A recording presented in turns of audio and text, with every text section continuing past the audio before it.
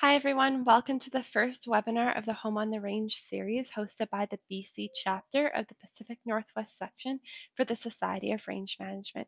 We're really excited to have you join us today for our first presentation. My name is Haley Mankey. I'll be hosting the first three series. I'm a range agrologist in Kamloops, British Columbia, and I work for our provincial government. The BC chapter really wanted to host an online webinar series to highlight the work of our members and share and disseminate their work that they're doing during COVID, as well as provide an opportunity for our community to get together and connect online. I'm really excited to introduce our presentation today. It's titled Agricultural Wildfire Preparedness in Rangelands, and Jacob Powell is our presenter. So Jacob Powell is an agricultural extension agent with Oregon State University. He is based in Wasco and Sherman counties in north central Oregon and assists with dryland crops, cattle, and rangelands. Jacob has 5 years of fire experience with the Forest Service, the Nature Conservancy, and the Center for Natural Lands Management implementing fire suppression, and described burning across a diversity of ecosystems. Jacob has a Master of Science degree in Resource Conservation from the University of Montana, where he focused on feedbacks of the fire-grazing interaction in the northern Great Plains. He has also been a teaching assistant for fire management courses and has a Bachelor of Science in Biology from the Pacific Lutheran University. So without further ado, Jacob, I welcome you to start your presentation. Thank you. All right, so again, thank you for that introduction. I've done a lot of different things with prescribed fire and fire suppression. Did a lot with prescribed fire, working in the Puget Sound region around Olympia and Tacoma, doing a lot of prescribed burn operations on Joint Base Lewis McChord with the South Sound Ecological Fire Partnership. And then I've done some various things with the Nature Conservancy with prescribed fire and working with the Nature Conservancy in University of Montana, working with my master's degree. And really what really got me going with fire prevention was the 2018 substation wildfire that occurred in my region, which is primarily a dryland wheat production area intermixed with rangeland. And that fire, the substation fire, burned 80,000 acres and unfortunately resulted in a fatality of a producer that was trying to put in a fire line to save a neighbor's house. And so after that, there's been a lot more work here in Oregon with ag producers with trying to think about wildfire preparedness to prevent large-scale fires like this from occurring and from improving producer safety when they're out there engaging with the fires. And so the next slide here, excuse me, need to reset this poll here.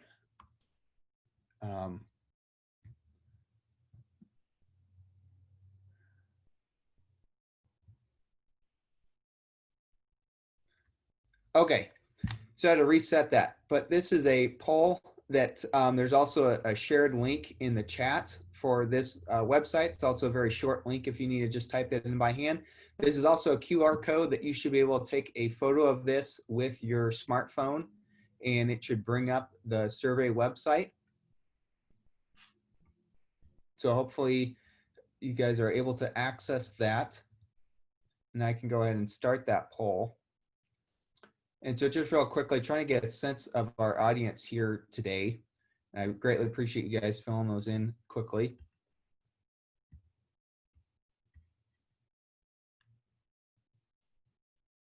Give you guys a few moments.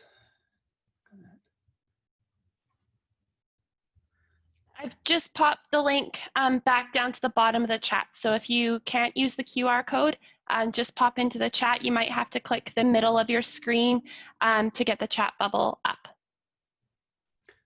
Thanks for doing that, Haley. And it is hard for me while I'm presenting to access the chat clearly. So. All right, looks like we have a good mix of people. Not necessarily many ranchers directly, but several who work with ranchers, so that's excellent. The next question is just, kind of getting an idea of what sort of ecosystems do you work in the most. Try to tailor this a little bit to which system you're working in.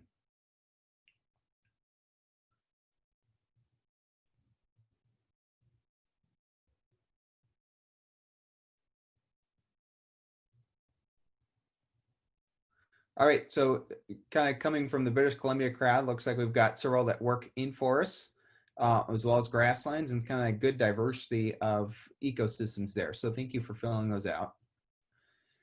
And then the question is, do you have an emergency plan for wildfires? And so this could be your own operation. This could also be that you're a student, that you live in town, but do you have an emergency plan for wildfires? Or do the people that you work with as a governmental employee, do they have a plan for wildfires?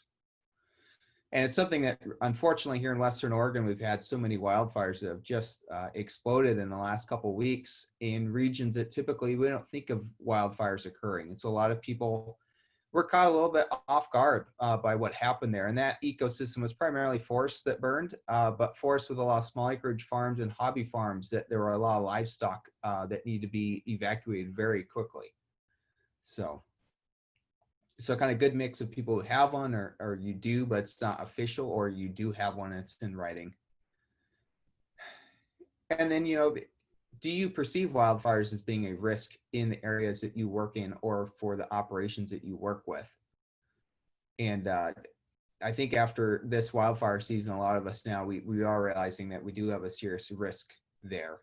And sometimes it depends on what the fire conditions are as well.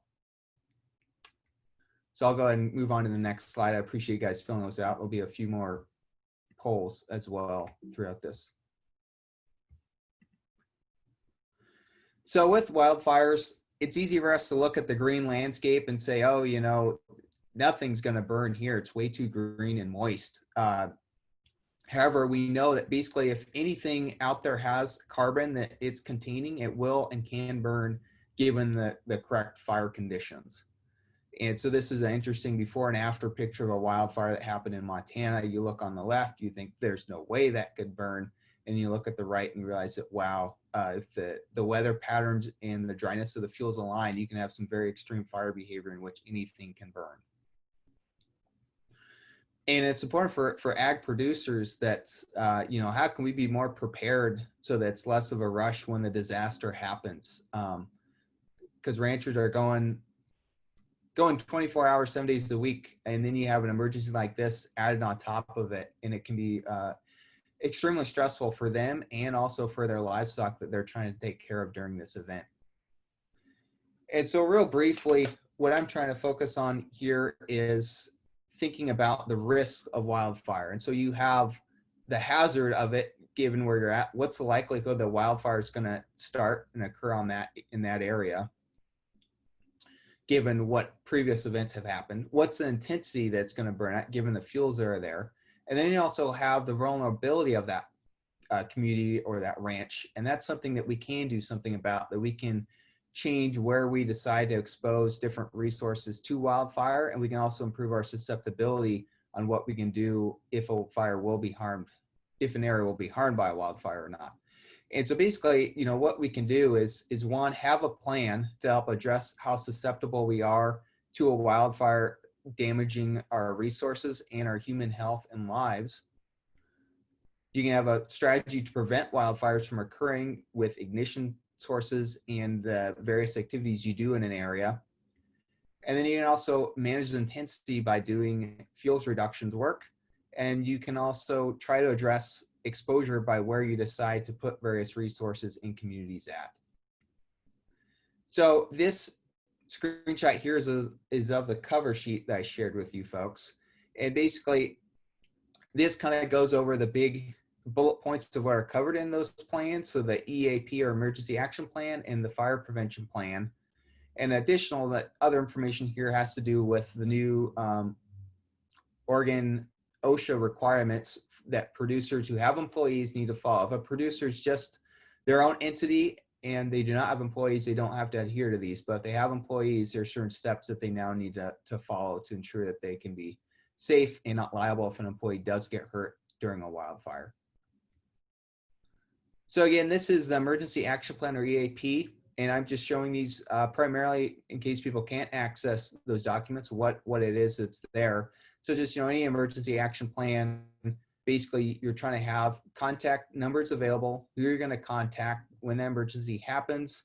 Do you have an evacuation plan for your location? What's your site information?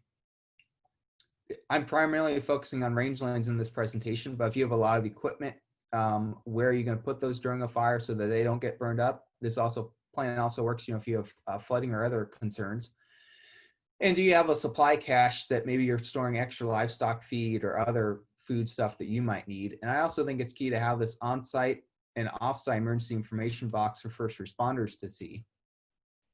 That I'll go into more detail on where you can put those and what those contain. But basically, if you're not there and a firefighter shows up, can they get a sense of the lay of the land and where hazards are on your landscape that they might not know about?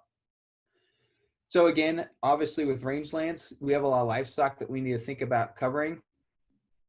And so the key with livestock is kind of, having that evacuation plan in place before the wildfire occurs. And so it's a lot less stress for you and the animals if you know where you're going to take them, or if you have somebody else like a neighbor that can come and help move those livestock if you happen to be out of town when that happens.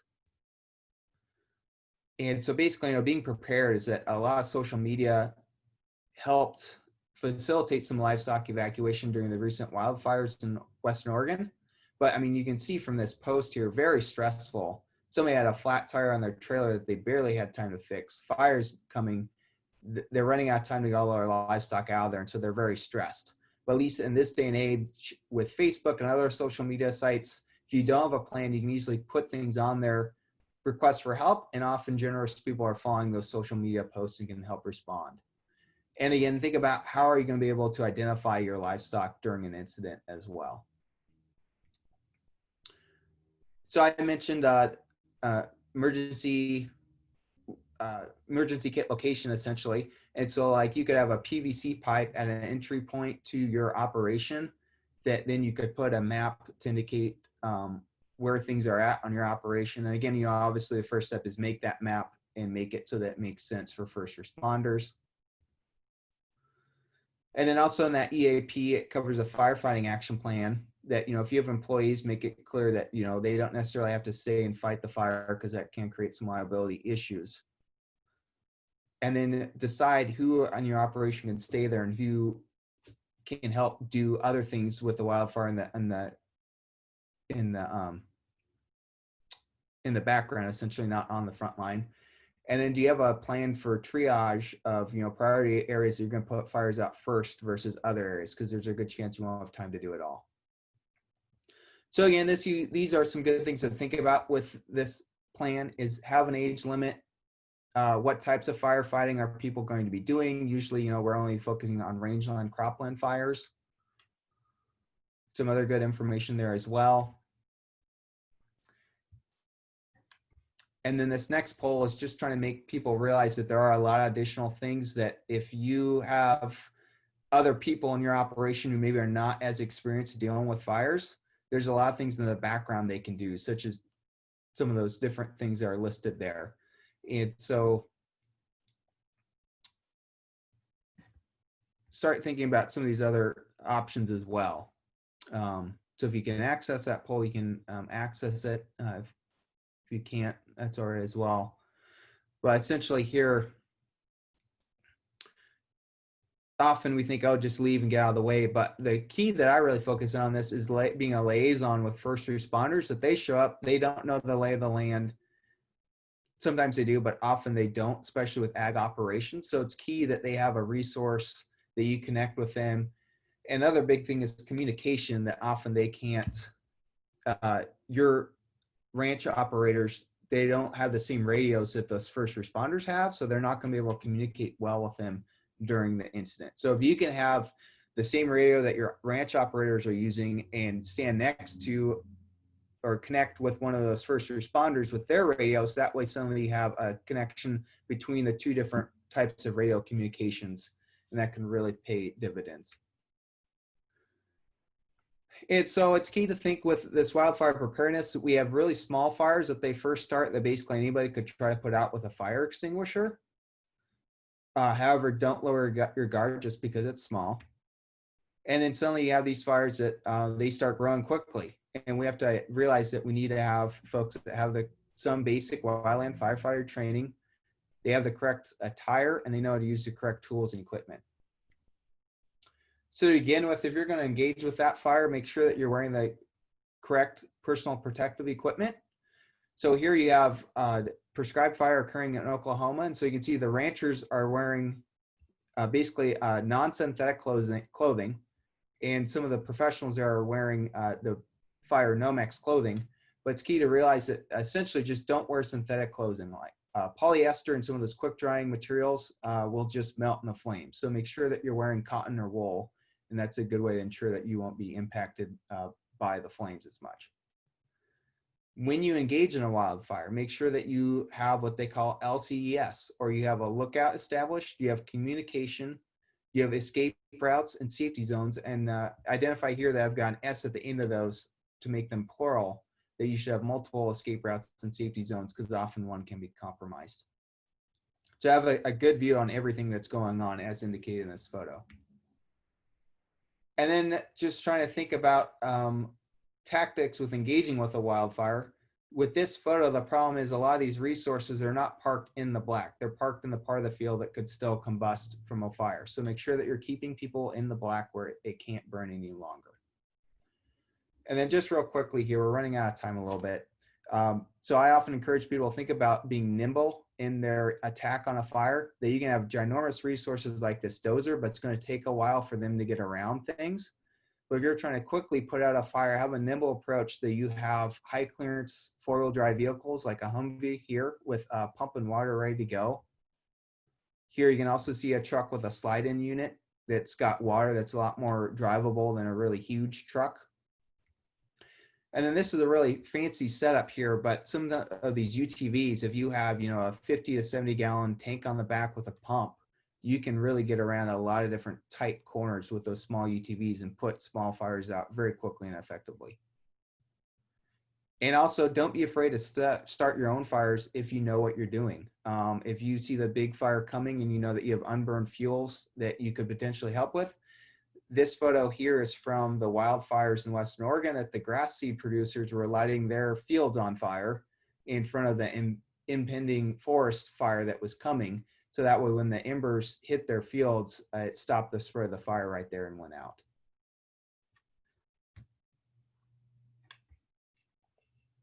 And so just real quick here, basically, what are some of the factors that really impact the rate of fire spread? And so the biggest things here is if you have fire running uphill, basically the rate of spread when you start increasing slope the rate of spread can quadruple just simply from going up the hill. So slope and wind are the biggest factors. And so then when you have alignment of the wind direction and the slope, that's when you can get in some disastrous conditions. So here you can see, this is a prescribed burn operation, but you can see that the fire on the edges here is getting sucked into the interior part of the burn. And so part of that is the convective heat inside the fire is pulling the flames from the surrounding edges inward. And there's also a little bit of a slope here. So you can see that alignment of the slope with the heat pulling the flames in along with topography. And this is also just a picture here of a wildfire that occurred in 2000, the 30-mile fire that was a fatality. And what happened is you can see you have this extreme draw or chimney effect. And so that basically sucked all the hot air from the fire, got shoved up this chimney, and as a result, explosive fire behavior happened. So be very careful when dealing with that. Another big thing with wildfires is what can you do with power lines? And so people often don't realize that when you have heavy smoke and flame, you can see that the power line just arc there. And so you do not want to be anywhere near a power line during a wildfire event, just to make that clear. And again, here you can see in terms of where are we trying to anchor in fires if we have to deal with them. This guy's putting in a disc line. It's at the bottom of a hill. And so this fire is very slowly backing down the hill. So he's actually in a good spot that the fire hopefully will calmly back down the hill to here and it'll be effective, versus if he was on top of a slope, that would be a lot more challenging. And then I also attached the fire prevention plan. Try to reduce ignitions where you can. And then I like to think about what can we do to help control wildfires. And basically, we have the fire triangle. We also have the fire behavior triangle. So we can't really control much with weather, but we can manipulate how much fuel is on the landscape, and we can decide where, in terms of topography, we decide to manipulate that fuel. So this is from the 2018 substation Google Earth image. You can see a lot of these slopes burn fairly aggressively. But if you did effective fuel treatments here where it was flat, there's a good chance it would be more effective than when you were trying to deal with the explosive fire behavior running upslope. And finally, cows are also a great resource to use. Sometimes they say fences, all you have to do is build a fence to put a fire out.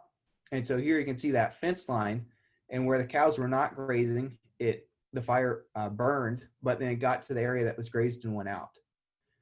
And so my final thought is, in terms of wildfire preparedness, don't be afraid if you have annual grasses. Dormant season grazing is a great time to try to get those fuels down.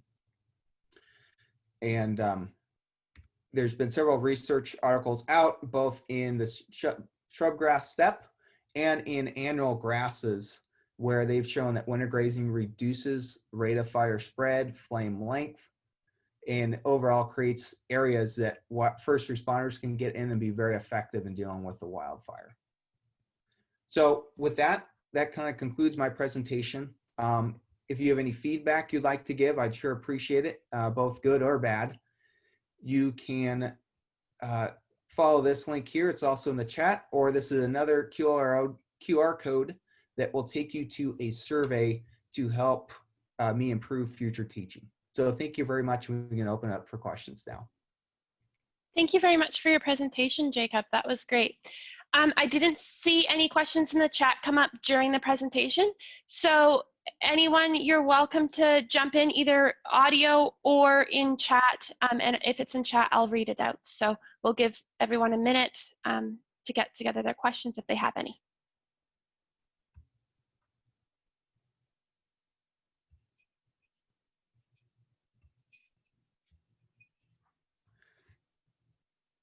I'll ask a question while everyone's getting their thoughts together.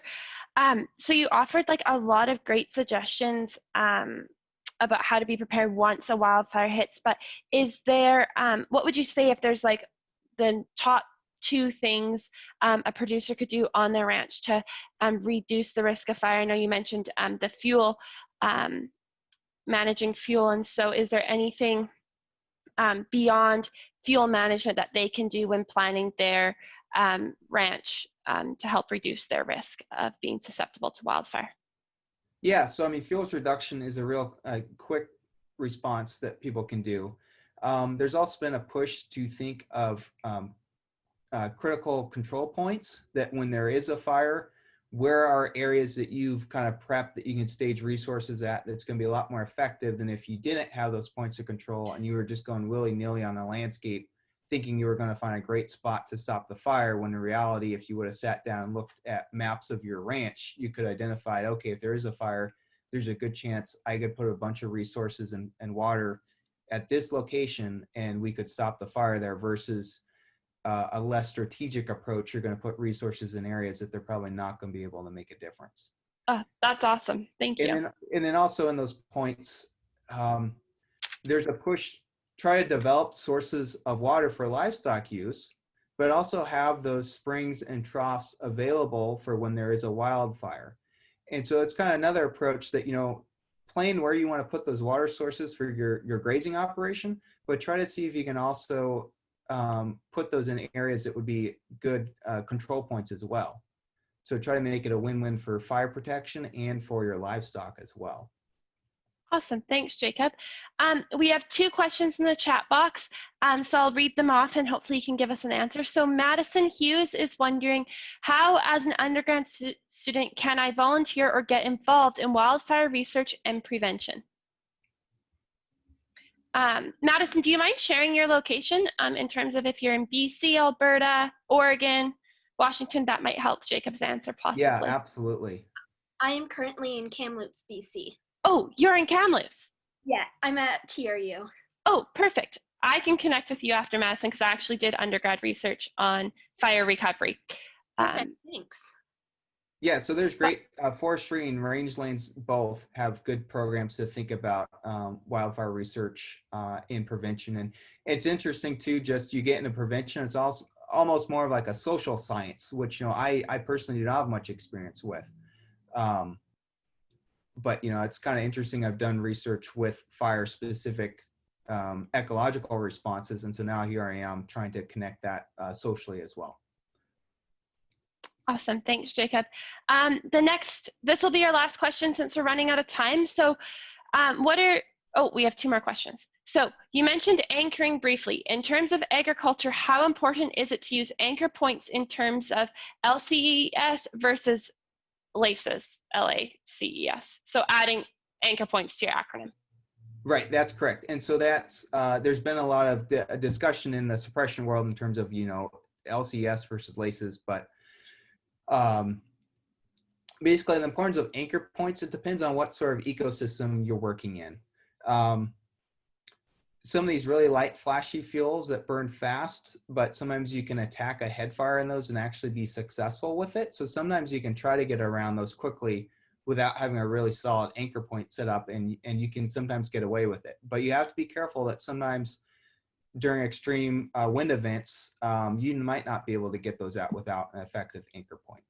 And so again, I should back up too and just make sure everybody understands that anchor point is a spot that you're trying to anchor your control line into. So for example, if the fire has already burned a while, you can anchor it into the black part that's already burned in the fire. Or you can have a natural fuel break that in some cases it's like a lava bed or just a really rocky area that the fire is going to hit and go out. And so it's key that you try to anchor in the fire line you're creating in with some of those anchor points. And obviously with anchor points, so again, if you're in a forested system, I think those really are critical, that you're going to need a roadway to try to use as an anchoring point, or a really big meadow area that's been grazed perhaps. And then it depends too, if you're in croplands, that's a whole nother game as well. In my region, especially dryland crops that burn quite well, but sometimes you can anchor those into an area that's in fallow or not in crop that year, and that can help. Awesome. Thanks, Jacob. We'll quickly ask you this last question. Thoughts on how to organize smaller groups of producers to navigate and collaborate in efforts when situations are not already in place to coordinate for fire response and preparedness? So how could a community or smaller group begin this fire preparedness planning process? Yeah, and unfortunately limited time here this afternoon, but really wildfire preparedness, it's a community effort that if you're not tied in with what your neighbor's doing, often it's going to be pretty tough for you to be successful on your own. So it's key that you connect with those neighbors. COVID's been interesting, but it's kind of like, usually coffee hour at the local farm coffee spot, or those community type meetings that you have. Some of those can be a good time to bring up some of these preparedness discussions.